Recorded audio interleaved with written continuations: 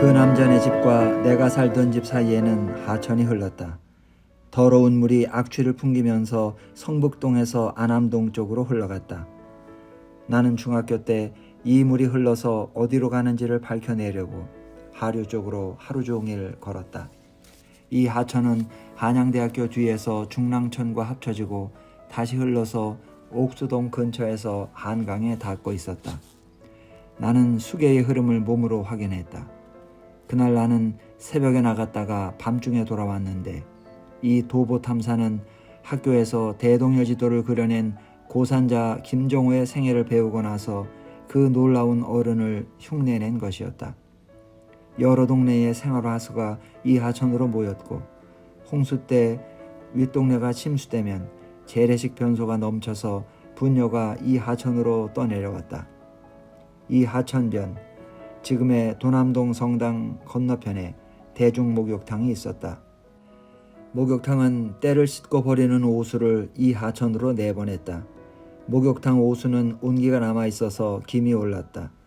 더운 물이 귀한 시절이었다. 겨울에는 손등이 터진 산동네 엄마들이 빨랫감을 이고 이 하천에 와서 목욕탕 오수가 나오는 구멍 앞에 쪼그리고 앉아서 그 미지근한 오수에 옷을 빨았다. 이 하천의 이름은 성북천이다.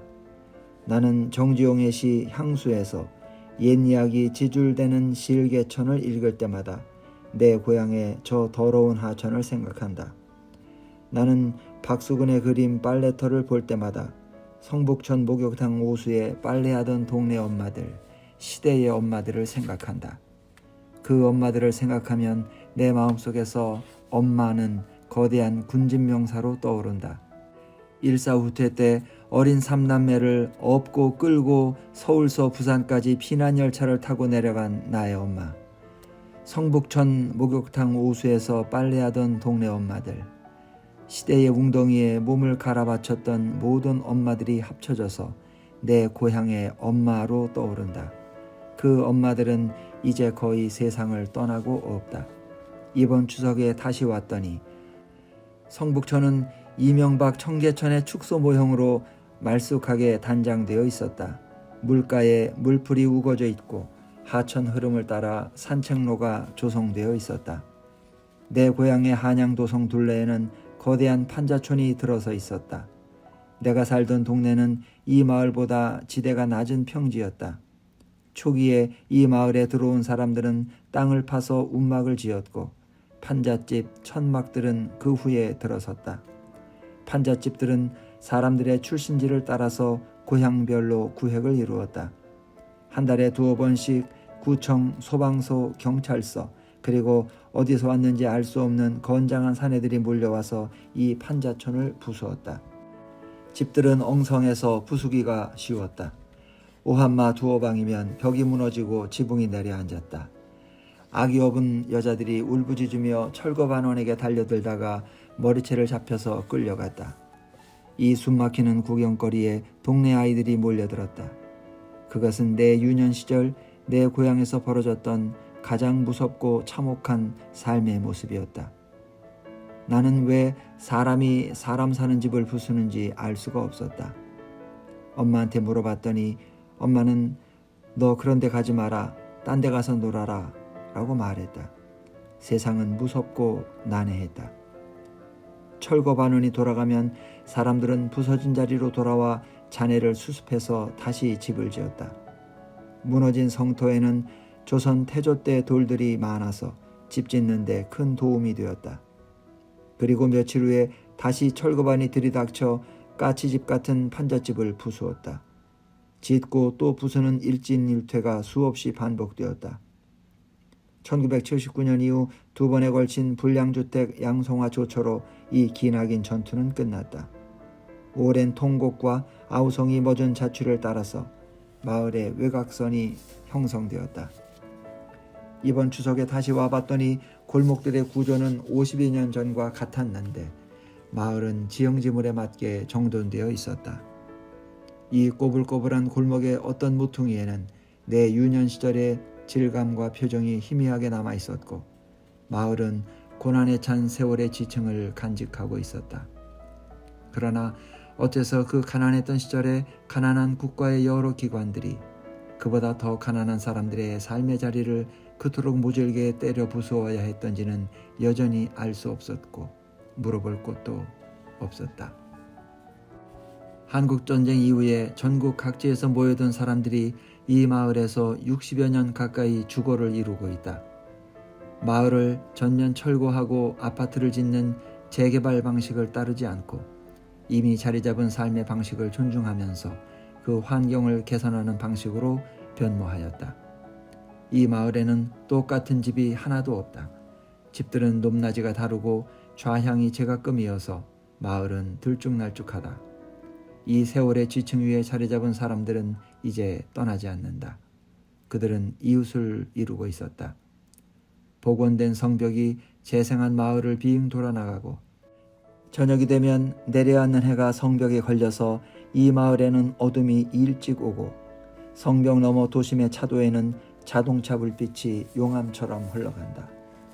경복궁이 소실되고 400여 년 후에 내 고향 서울에서는 한양도성의 정문인 숭례문이 불타서 무너졌다.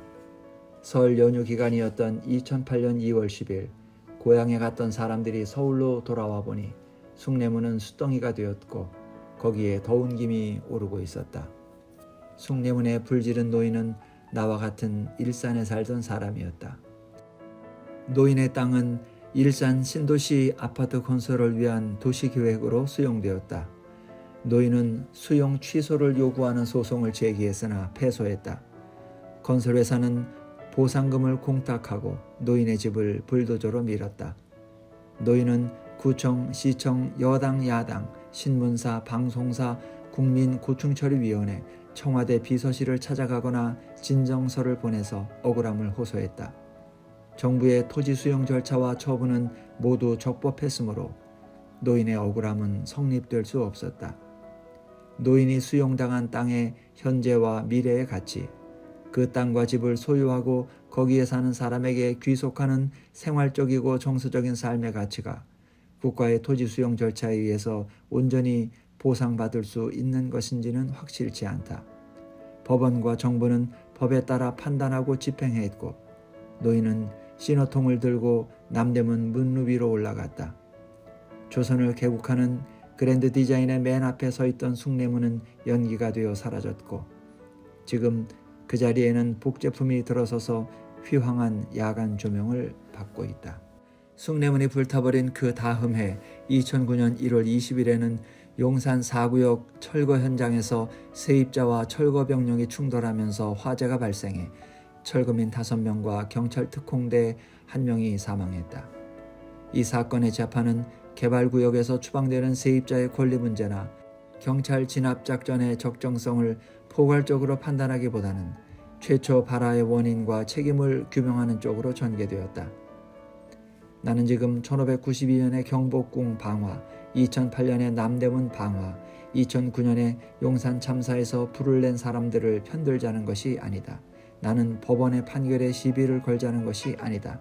나는 다만 내 고향의 슬픔과 고통을 말하려 한다. 용산 참사의 재판 과정을 보면서 나는 내 유년 시절 성 및 마을 판자촌 철거 현장에서 울부짖던 사람들을 생각했다. 불타는 숭례문을 TV에서 보면서 나는 1592년의 불길 속에서 갈팡질팡하던 서울 장안 사람들을 생각했다. 나의 이 연상작용은 비논리적이기는 하지만 이 모든 사태는 국가와 개인, 지배와 피지배, 소유와 박탈, 추방과 저항의 적대관계에서 벌어진 쟁투가 극한에서 폭발한 참극이었다. 그리고 이 참극의 원형과 뿌리는 모두 내 고향의 한복판에서 비롯되었다. 다시 고향에 돌아와서 나는 이 참극의 뿌리들이 발전적으로 해소되면서 오늘에 이른 것인지를 스스로에게 그리고 고향으로 가는 당신들에게 묻고 있다. 정지용은 고향을 노래하면서 그곳이 차마 꿈엔들 이칠리아라고 노래했고 몇 년 후에는 고향에 돌아와도 그리던 고향은 아니로뇨라고 노래했다. 추석에 내 고향의 뒷골목을 어슬렁거리면 그 시 두 편이 동시에 떠오른다. 지금 경복궁은 말끔히 단장되어서 동화 속 나라처럼 아기자기하다. 한복을 입은 고운 소녀들이 깔깔대며 사진을 찍고 젊은이들이 여기저기서 키스를 하고 있다.